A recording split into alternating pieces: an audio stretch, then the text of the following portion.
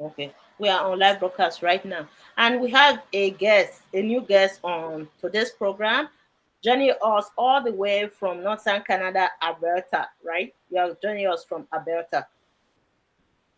Please, can you introduce yourself to us and why you are supporting Peter Obi? Go ahead, sir. Yeah, once again, good morning from here. It's 10:36 a.m. MST Mountain Time, and my name is Emi Edani, and it's a pleasure to be on here with you, Nekben. And I'm sorry I did not get the name of this other brother here, but it's good to be here. So I would say I've got loads of things to say. Before you start answering the question, we pose this question because many people are supporting Peter Obi right now. It's a new trend in the Nigerian election. So people are curious, what exactly is special about Peter Obi? Why many Nigerians are clamoring for this man? Go ahead, tell us. Okay, I believe generally, before I speak for myself as someone who lives over in this part of the world, I believe generally that the reason people are supporting him is because having listened to his intentions for Nigeria, having listened to his vision for Nigeria, having listened to his ambition for Nigeria, you could tell that he addresses our hearts. He addresses the things that borders on humanity, that borders on all Nigerians. You could tell. No one said he's a perfect man. I mean, there's no one that is perfect. Only God is perfect.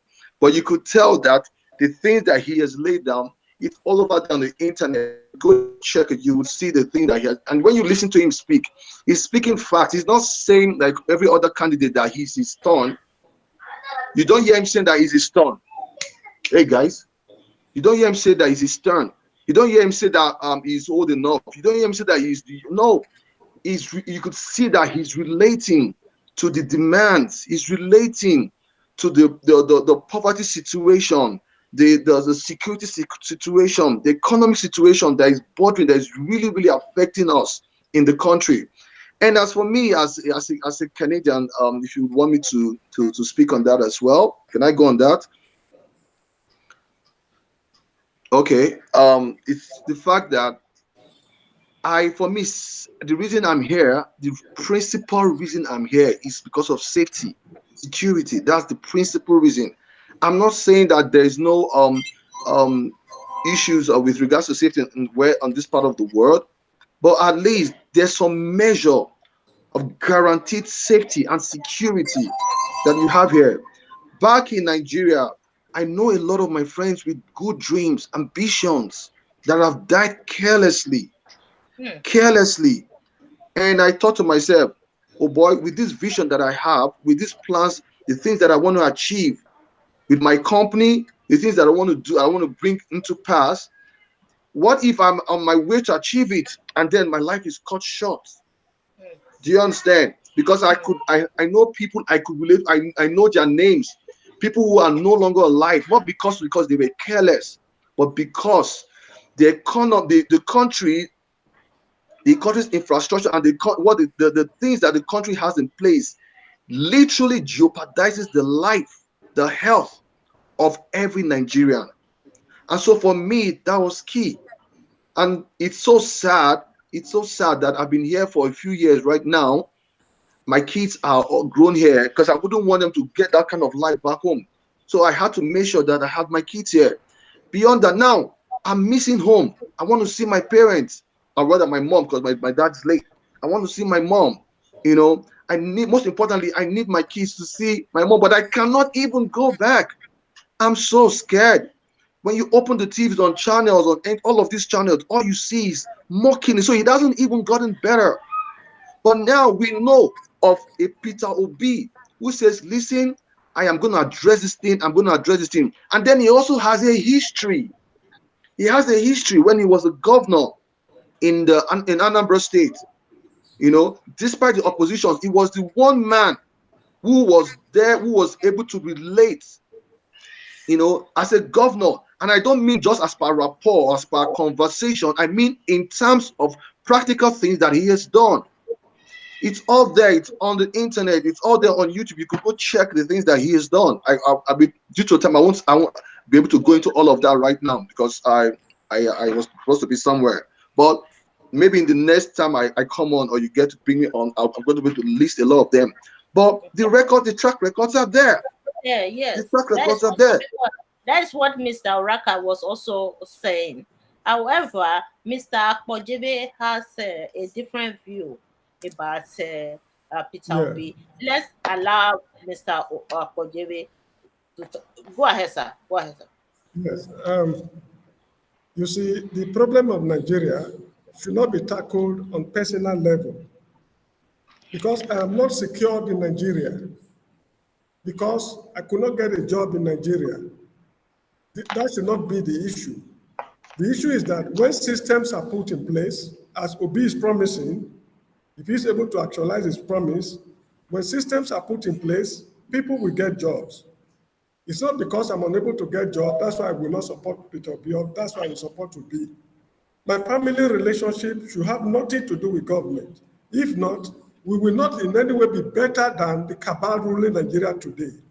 The present cabal ruling the country, they put their family first before any other thing. So when we are dealing with the problems of Nigeria, we should detach our family interest, our personal interest from that of the country. That is number one. Then, as for Peter Obi, frankly speaking, even on this program, I've never criticized him. I don't know much of this guy called Peter Obi. I'm interested in knowing why people are really clamoring for his presidency. Because in the past, leaders have told us horrendous lies. Oh, if you vote me to office, I will make a he-goat pregnant. If you vote me to office, I will make the devil and the God reconcile. I will reconcile them. If you vote me to office, I will air condition the whole of the country. I will pave all the streets. They've given us false promises, right from the days of Yakubu Gowon, when I was a little boy, till now. Obasanjo himself, when he was civilian head of state, he told us that within 6 months, electricity will be a thing of the past. People believed him. They wasted millions of US dollars and nothing happened. And nobody's holding him, I mean, he's calling him to account for what he did. Buhari himself, because he was a military head of state under Tunde Ediagbo, I mean, he was in military head of state with Tunde Ediagbo, he lied to you and me that security will be a thing, will be a forgotten issue. I will solve it in less than no time. We believed him sincerely, but we did not ask him, how do you hope to go about it? Al-Qaeda networks and Boko Haram are collaborating. How do you fight Al-Qaeda? Why Boko Haram? We did not quiz him enough, and what happened? He has fulanized the whole country. All the key positions, military, civilian, all key positions in the country are handled by this guy. This man called Peter Obi, we should sit him down during the official electionary campaign. Tell us what you have for the people. Haven't narrated these things, then they break it down. For example, how do you hope to revive the industries? What are the problems of the industries? If there is corruption in Nigeria, in your own estimate, how much is being stolen as illegal crude oil sales by the cabal in Nigeria? It should be quizzed. If not, we will fall into another greater problem. I'm not saying it should not be a president or it should be a president. The issue also is that it is morally wrong to say that an Igbo man cannot rule the country. It is morally wrong. And also, we should know that in the past, we had a military head of state who is an Igbo man, JTU Agoye Ronsi. The forces at work in those days were not in his favor. That is why they removed him. Certain things were happening which we will not go into now. And we have debased ourselves so much so that it is now, where were you born? Who is your father? Which region do you belong? That determines if you will be a good governor or not. That should not be the case. In my case, Okay. in conclusion, my education was free in Nigeria. I received free education from primary to university level. It is not my tribesman who gave it to me. It's Chief Obafemi Awolowo's programs that gave me free education. So if an Igbo man can rescue Nigeria from this present predicament, excellent. But Exactly. we should not take this for granted because anybody can dream, but not all dreams come true. Mm. Peter Obi had a So, dream, but will the dream come true? It is there for you and me to determine if Peter Obi's dream will come true or not. so I'm not saying it's um, impossible. Mr. I Amy, go ahead. Go yeah, ahead, sir. What do you think? I honestly I concur with what's your name, sir? Mr. My Akpojebe, name is Mr. Mr. Akpojebe. Jerry. Hopefully I'm pronouncing it well. Honestly, I concur with you. Your points are very, very valid. Very valid.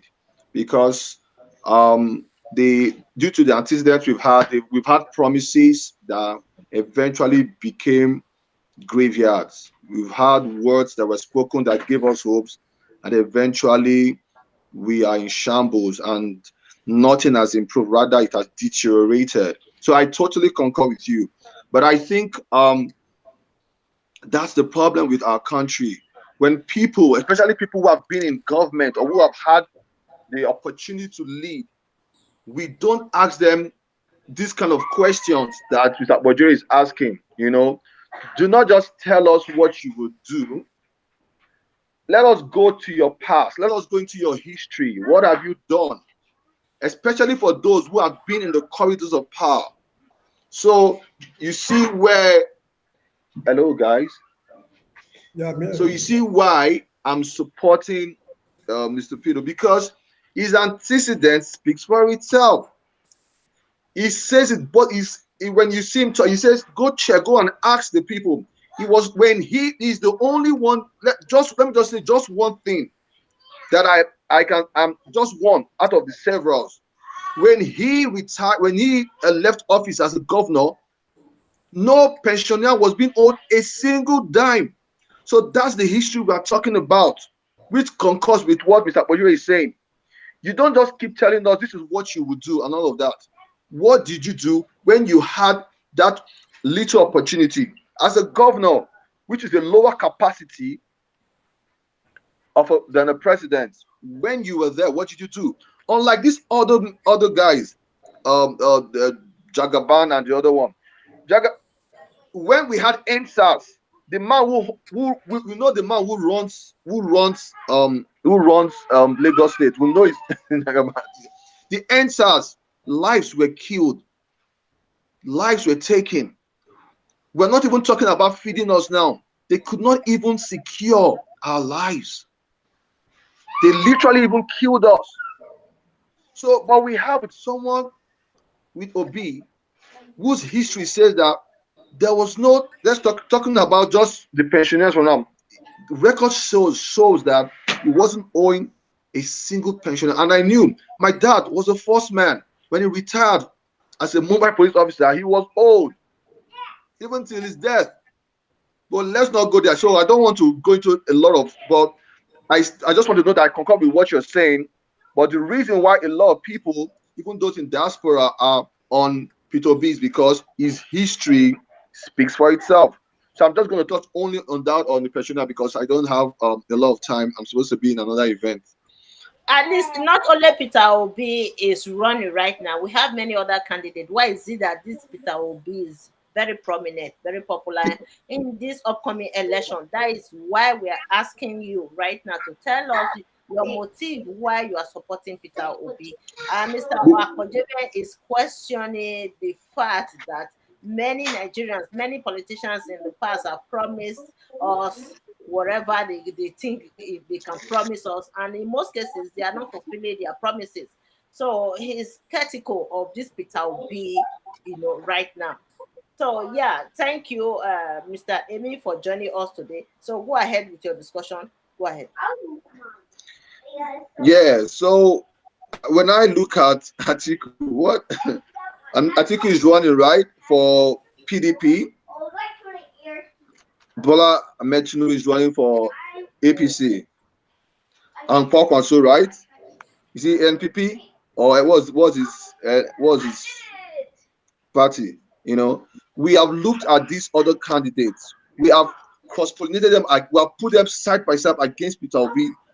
Amongst all of these three, there is none that has achieved. There's none. What did Kwankwaso do when he was governor? And even when he had the opportunity, when there was supposed to be like an alliance, when he had the opportunity to come on air, when you listen to what this man said, you could tell tribalism literally spewing out of his mouth. You could tell the way it looked like he was underrating another tribe. This is not what you hear from Peter Obi. When you listen to Mr. Bola Ahmed, you hear all he's saying is, it's my turn, it's my turn. What makes it your turn? Were you born with kingship in your blood, in your head? Like, why would it be your turn? Do you understand? When you listen to Atiku of PDP, you hear him say, "Oh, he's a unifier." Okay, that he's been there in with Obasanjo and all of that. But we all know that this man literally lives from information from what I understand, that he's barely in the country. How would you be able to rule a country that you're barely around, that you're barely in? And that was why even those within PDP got really offended that you can't just show up whenever it's time for election, and when you lose, you go back. Do you understand? Besides, what have you done? What have you done? How have you affected you Nigerians, even when you didn't have power or when you were not in the office? So when we put all of these guys, when we align them against Peter Obi, you could see that Peter Obi's precedence has shown that he's miles ahead. He's not just somebody who talks, he's talk and do. Do you understand? There are facts. There are facts, and he says it with proofs. He tells you that when he left office, no, he didn't have any property. He says that when people go into power, don't go to that you're trying to use the office to acquire wealth. No. Go to serve. And I understand what Mr. Bojo, because Oshomole, when we did back then, in Lagos, when he was the people's leader, it's all the things we thought he was going to deliver, but when he went to Edo State, it seems like he's one of the worst that we ever had as a governor. So I understand, but that's what we're saying. Put these other candidates, line them alongside Peter Obi, weigh them on the scale. We are the ones being ruled. We have the right to judge them. We have the right to say, okay, what have you done? What are the things you've done? What are the things you've done? And let's see. So we're not just talking about this is what you would do. That's not good enough. What did you do when you had that little opportunity? What did you do with it?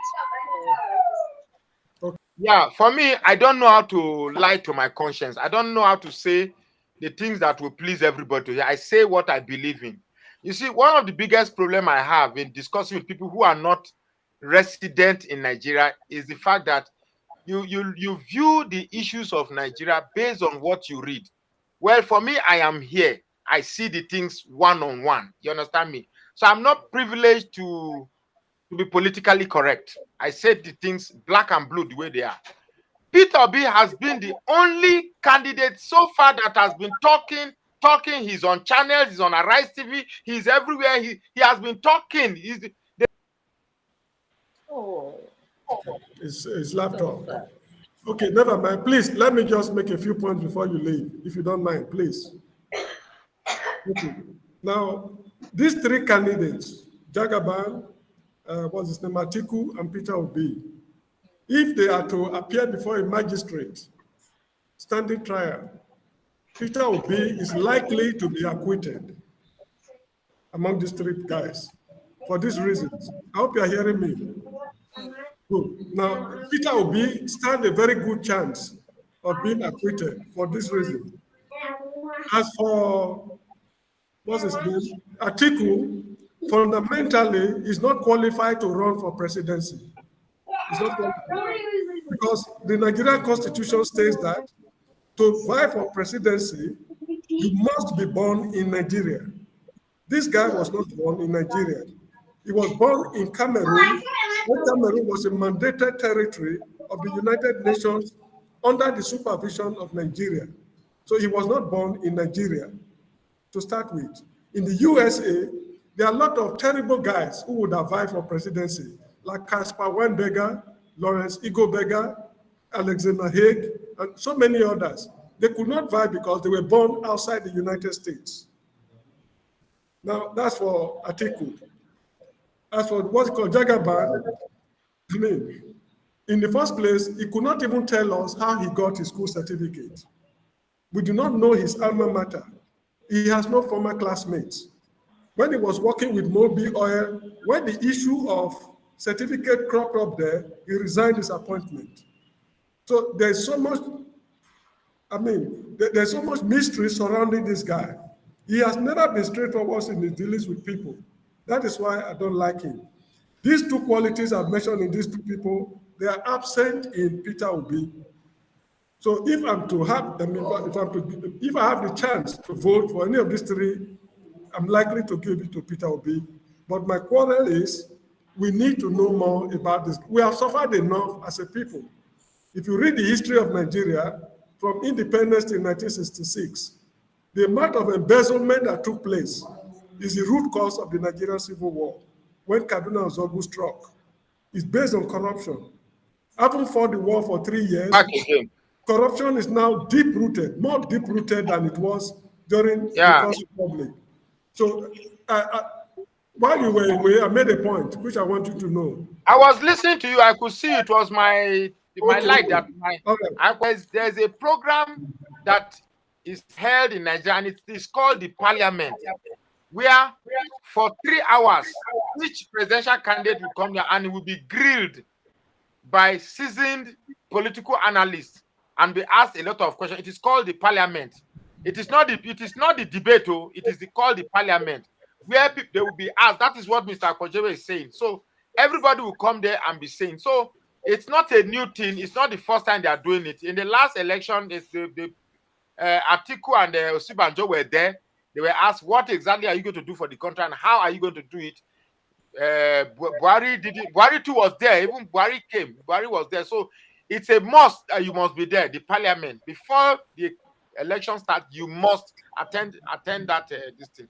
Now, having said that, you see, the fact that anybody can still be doubting. Yes, I saw one Messi Akwase saying that people have deceived them. I understand the sentiments of the masses, that people have spoken to them before and people have disappointed them. Yes, it's good. It's a good thing that people are now wary of people's politicians' promises.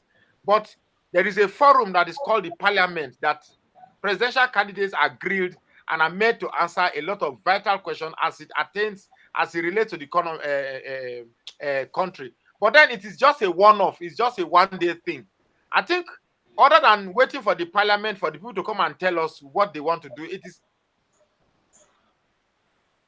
antecedents of these presidential candidates are there. Atiku has a case to answer with the American government in the case of money laundering. Tinubu has a case with the American government for drug issues. But Peter Obi has no case like that. He's the only, like the other man said, he's the only governor who has left office and left money for his predecessors. He not only left the money, he said, look, go to this bank, Fidelity Bank, there's 50 million. This one there's $50 million. You get for once we've had something that resembles sanity. I'm not telling Nigerians we should rush to embrace it because he seemed to be a man of sanity. Yes, it's a good thing that we should hold our doubts. Mercy, our people need to learn. Yes, it's a good thing to have these doubts. But the question is whether we have the doubts or we don't have the doubts. The choice or the choices before us are within these three people. Who among them is the best based on the choices we have? You can hate Atiku all you want. You can hate Tinubu all you want. You can hate Peter Obi for all you want. But at the end of the day, these are the three people you must make choices from. So based on what we have, what is your choice? And we are saying that based on these candidates we have, because one of them must emerge, Peter Obi remains the most outstanding, and he's the one that we should choose. Okay, may I come in? Yes. Okay, now, when I talk about quizzing the candidates, it's not an easy matter because we have 36 states in the country and I think about 360 local governments. A presidential candidate, I expect a presidential candidate to go around all the local governments because even in Benin City, Wunde local government and Oredo local government, they've got different problems, different issues they want to resolve. So appearing on parliament or on a television program is not enough. They should go Is it around. possible for a man to go around 336 local governments? Awolowo did it. Awolowo Eh? did it. Excuse me, Awolowo did it. In less than how many months? Is it Excuse possible? me, excuse me, excuse me. Awolowo did it. In 1979 general election, he went around the whole country. I remember when he got to the east, when his aeroplane was about to land, some hoodlums were throwing stones at him. I remember clearly. Awolowo did it. So why can't they do Okay. it? All right. Okay, I will. Now that is that. Then issue of antecedent. I remember when Oshomole, I was not there in Nigeria. Oshomole was the governor of Edo State. He transformed Benin City. When people like me go to Benin City now, we find it difficult to locate places because the city has been modernized. People gave him, thumbs up. He did a very good job. But at national level, he made nuisance of himself. When he was running the, is it APC chairmanship? I don't know the rank he was holding. So the fact that a man was a good man yesterday does not necessarily mean that he will be good tomorrow. Or the fact that a man was bad yesterday does not mean that he cannot repent. This is the point I'm making. So antecedent is not enough because the horrors we've gone through in Nigeria is unquantifiable. The thousands of people who have died is just too precious for us to lose in such a fashion. We should be extremely careful. Of course, there are other presidential candidates apart from these three, but these three are the most prominent. Of these three, as I said, if they appear before a magistrate, that the magistrate should pronounce them guilty or not guilty, Peter Obi is likely to come out clean. But the other two, they're already tainted. So there's no point wasting time on those two. That is just it. But that does not mean he has not convinced me enough, considering the hardship we are going through. And please, don't be disappointed with those who are living outside the country. This problem you are facing, we foresaw it. In my case, I foresaw it almost 35 years ago when I walked out of the country.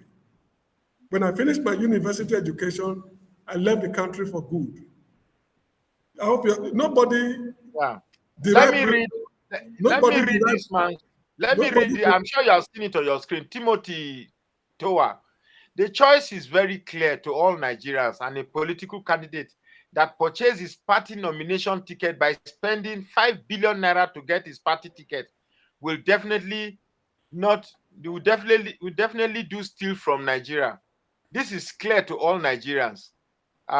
We all Nigerians, let's stand with, okay, that one is campaigning, but I just drew attention to the fact that the rest people had to spend money.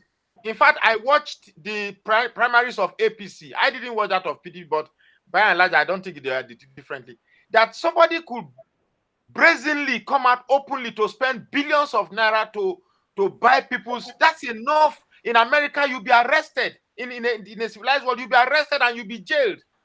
That counting machine, money tellers were bought and we're counting dollars, not naira.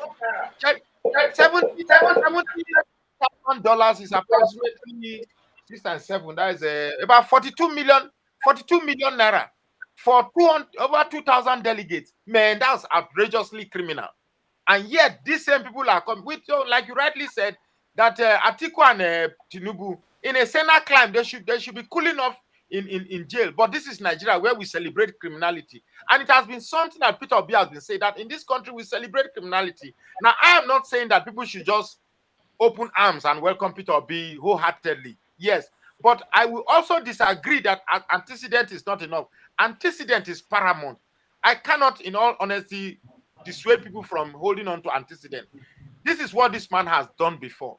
In between what he has done before and this period that he's saying that we should vote him for presidency, nobody has faulted him. This is the only man who says that I've done this, go and verify. And nobody has gone to verify and say he lies.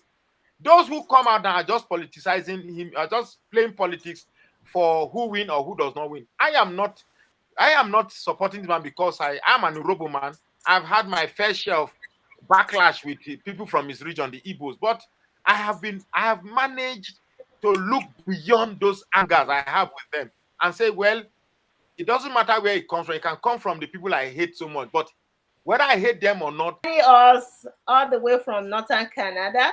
Her name is Nico. Nico, introduce yourself to Nigerians. Hello there. I am very, very thankful to be here today. Yeah, my name is Nicole, and yeah, I'm currently on the west coast of Canada, so very excited to be here and meeting people. Currently doing a master's of public health and doing actually a fair study in global health. So I'm very excited, honestly, to have this, to be meeting you both. No, Yeah. as I was saying, the country has no government. So where there's no government, there can be no governance. The country is not being governed because there's no government in place. The government is unable to discharge its basic duties or responsibilities to the people. Now, I'm a bit skeptical of Obi for one reason. When it comes to office, fundamentally, it's going to work with the 1999 Constitution. The root cause of the problem we are facing in Nigeria today is the 1999 Constitution. He has not explained how he's going to solve that problem. Now, is he going to restructure the country? Because if you don't restructure Nigeria, this problem will never be solved. The problem will continue. So will he restructure the country? Will he be brave enough to tell the Northern Cabal that he's going to restructure the country? And if he's going to restructure the country, what form of government is he going to put in place? How will the people be governed? These are fundamental issues. Nobody seems to be asking this guy, because we don't want a situation whereby when he gets there, he will say, my hands are tied. The way somebody said it during the First Republic, I think it was Showe Mimo or something like that, who tried Awolowo, condemn him, sentence him to the prison term. They asked him later on, why did you do that? He said, my hands were tied. We don't want him to tell us again that my hands are tied because of the Constitution. Mr. Akwadebe, when you say restructuring the country, restructuring Nigeria as how? Do you mean decentralization? Because you know that the certain leaders the other time organized a meeting when they invited the president that they were demanding for restructuring of Nigeria, also demanding for decentralization, federalism, that they kind of giving power to states to manage their own resources, generate their own internal revenue. So do you mean restructuring Nigeria that encompasses, decentralization, the devolution of powers to the state government? I don't understand. Restructuring is very broad. Delegating or devolving the powers to the state government is not the solution to the problem, because the present budgetary allocations to the states, they are unable to account for how they spend the money. There's massive corruption in the states, local government and federal government. Now, when we are talking about restructuring the country, a lot of people have come up with so many ideas. This is not an idea somebody will just wake up and impose on the people, the way they imposed the 1999 Constitution on the country. So let each region, I think Jonathan Goodluck did there was a conference or something like that he held during his time. We need a more comprehensive solution to this problem of restructuring the country. A situation whereby at the end of every month, the governors in each state, we have to go to Abuja for budgetary allocation. Now you have to go down on your knees, cap in hand, to get what you want from them, to go to your state such a system is not workable. And a situation whereby the crude oil in the south is a federal government property, whereas the gold mines in Zamfara state is being mined by private individuals, and the federal government is not calling them to order. So Yeah. you see that there's a lot of injustices in the country. The foundation of Nigeria is laid on injustice. It is that injustice that is disturbing the country. A country whereby a jail, in fact, in the past 2 years, I think how many cases of jailbreaks? They should be up to 10 times. They've stormed prison yards, freed criminals. 22 prison breaks. uh, 22 prison breaks. 22 prisons were broken into. The federal government refused to do anything. No arrest has been made.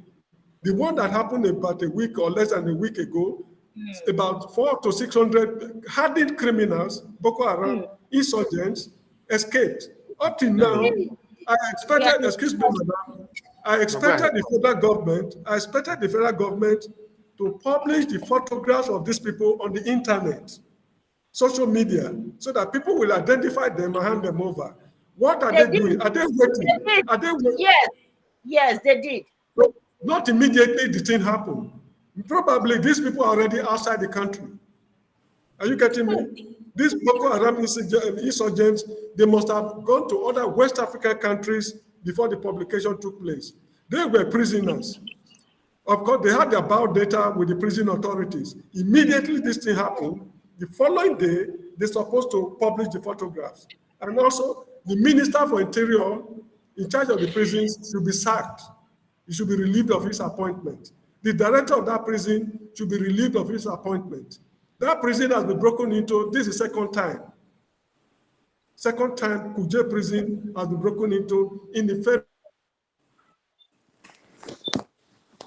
Security is not guaranteed in Nigeria. So it's all this Well, can I terrorist. say something now? Because even the laptop will soon go off now. Go ahead, Mr. Rafi. Sorry, my hello, madam. Can I have your name again, please?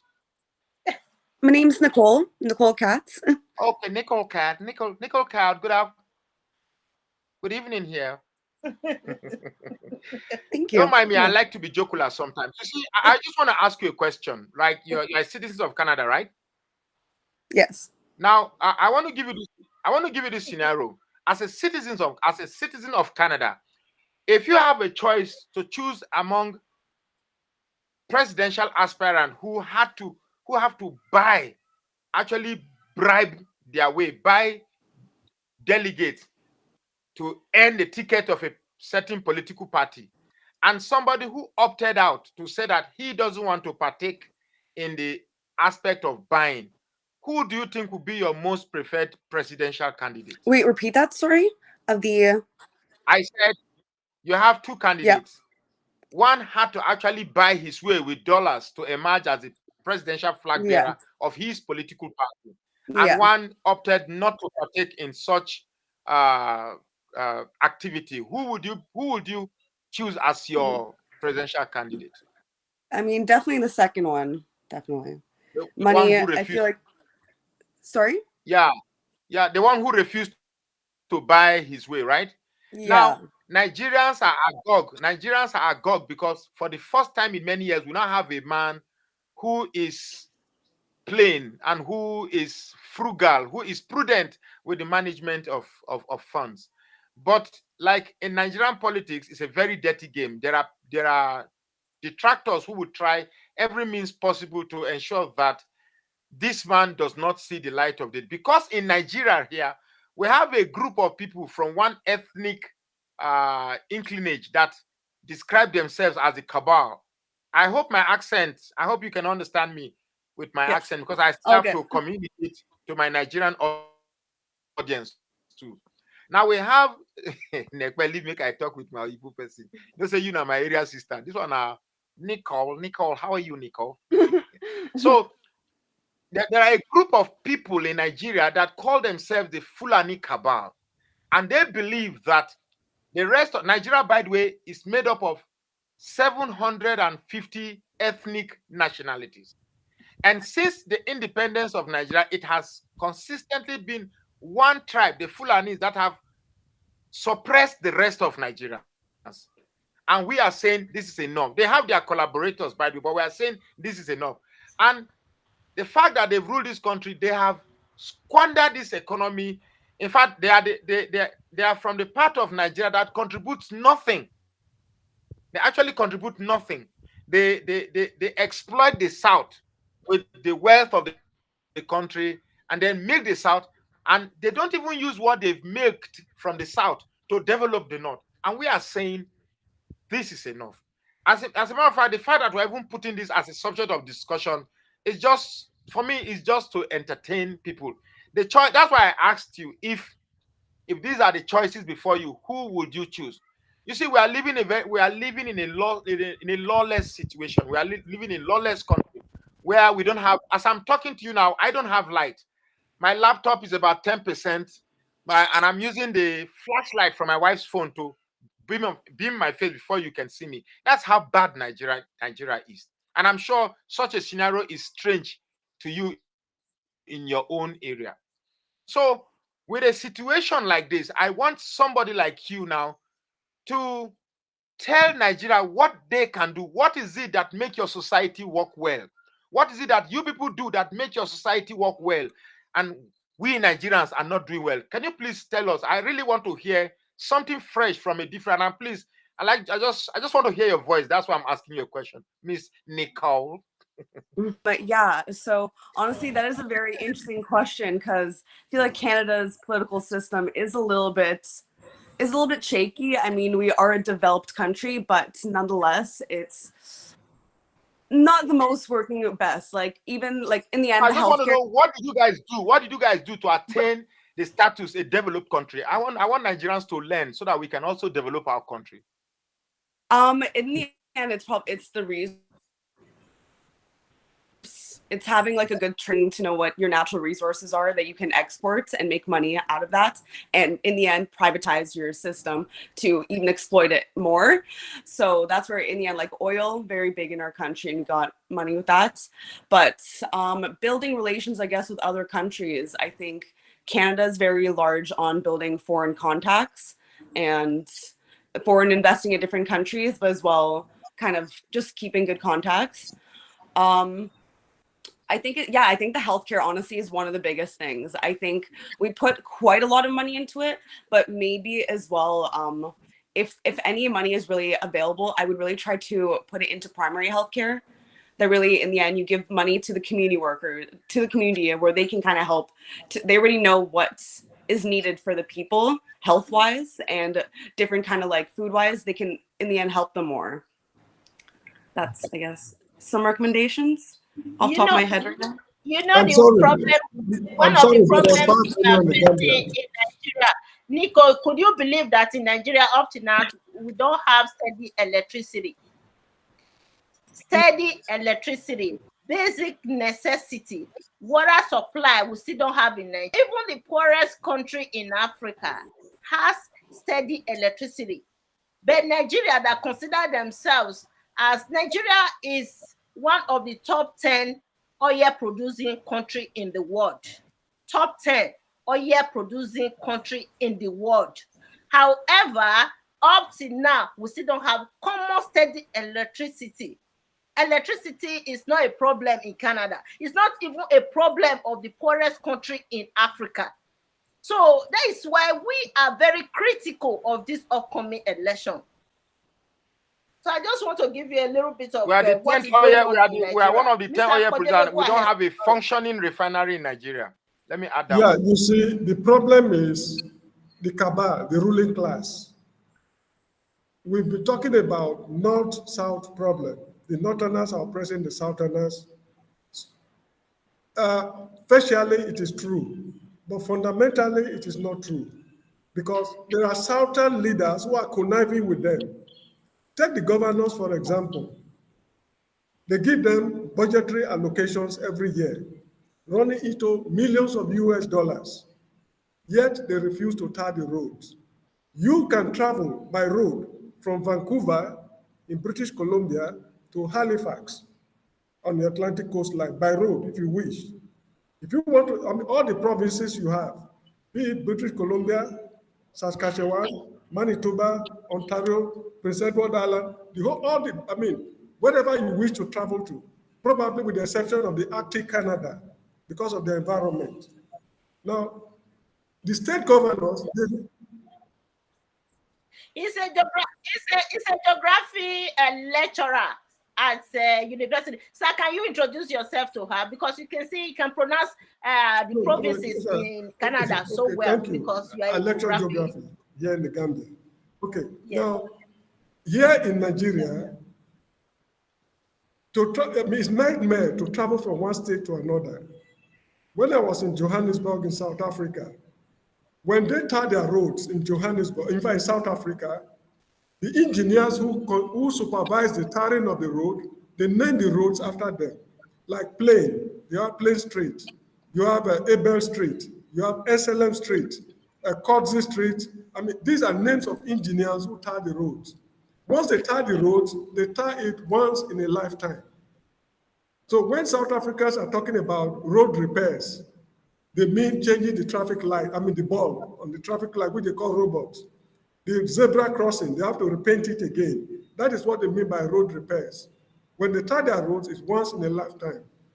That is not the case in Nigeria.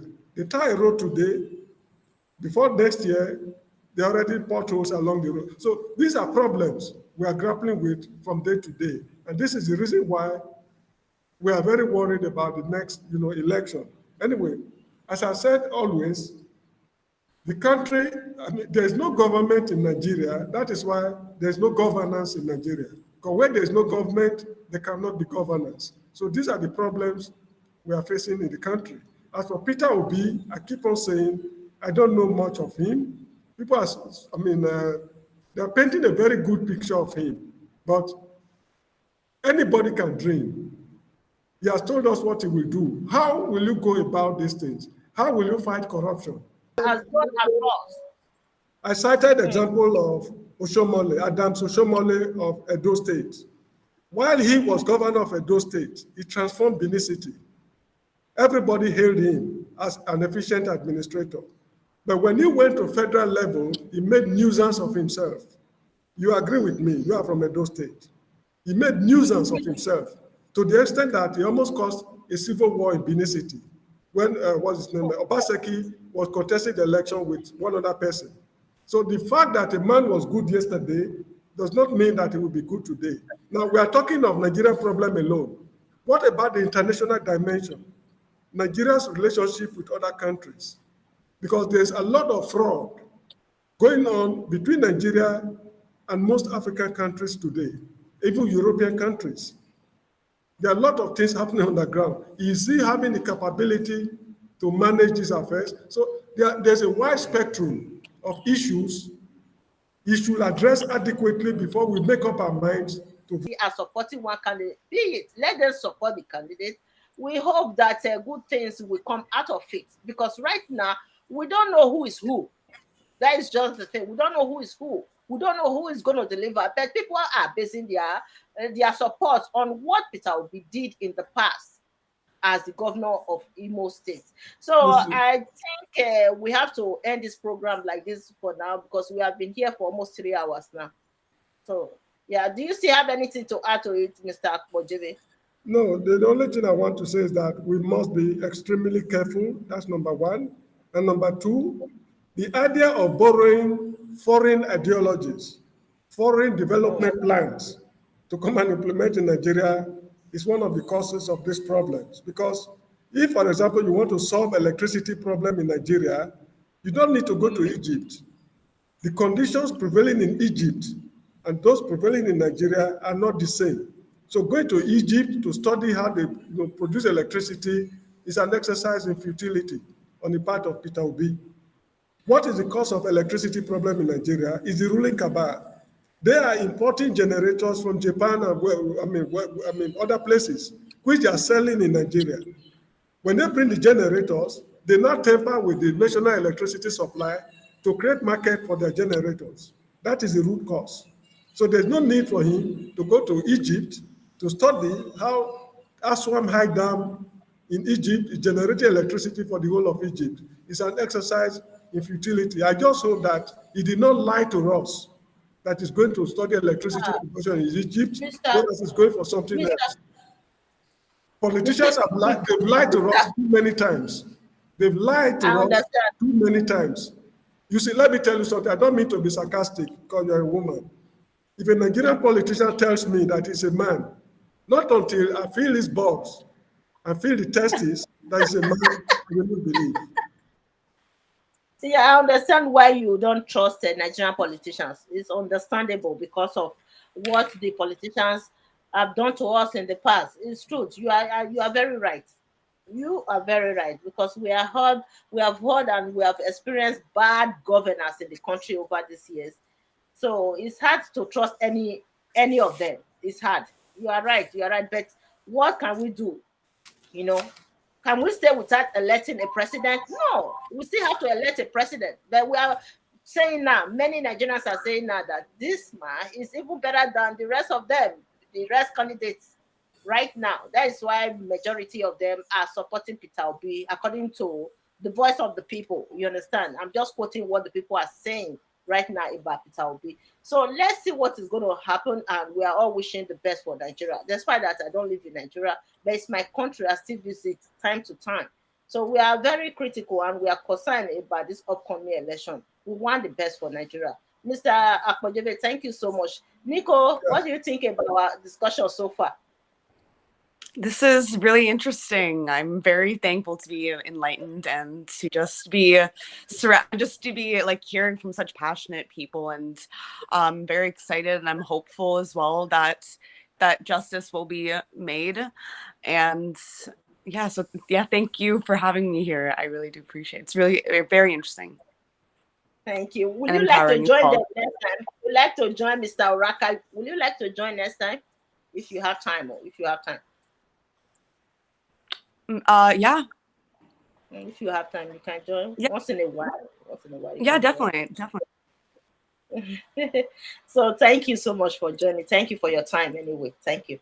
So we're going to end the program like this because we have done 3 shows today. 3. Yeah, 3 shows today. So it is time for us to go relax, Yesterday we were having this internet outrage in Canada. Oh my God. I think our network started working at night time around 11 or 12 o'clock, something like that at night. So yeah, it was a bad experience yesterday. Very bad, very bad. Yes. So that's it for now. I would like to thank. Please, when you sign out, let's have no, a private not yet. discussion. Yeah, when you sign out, let's have a private discussion. Hold on, sir. I want to quickly say hi to all the commenters and our viewers for today. Thank you all. I appreciate everyone. Sunday, Osazuwa, thank you. Justice, thank you. Timothy, thank you. Gil, Simon, thank you. Don Kobo, thank you, everybody. Thank you. My friend is okay. I hope to bring you to the program next time. She's heading the Peter Obi movement here in Toronto. Toronto women are Canadian women for Peter Obi. Mr. Oborita, thank you so much. Timothy, everybody, thank you. Florence Obasuyi, Agbons, thank you all so much. Unfortunately, I won't be able to read all the comments now. Next time, I will read the comments, I promise. Thank you. If today is your first time of watching our program, please consider subscribing on YouTube and like our page on Facebook as well. Thank you all. Ajagu, thank you for joining the program and thank you for the comments. Everybody obedient all the way. Obedient, yes, obedient is what we need in this upcoming election.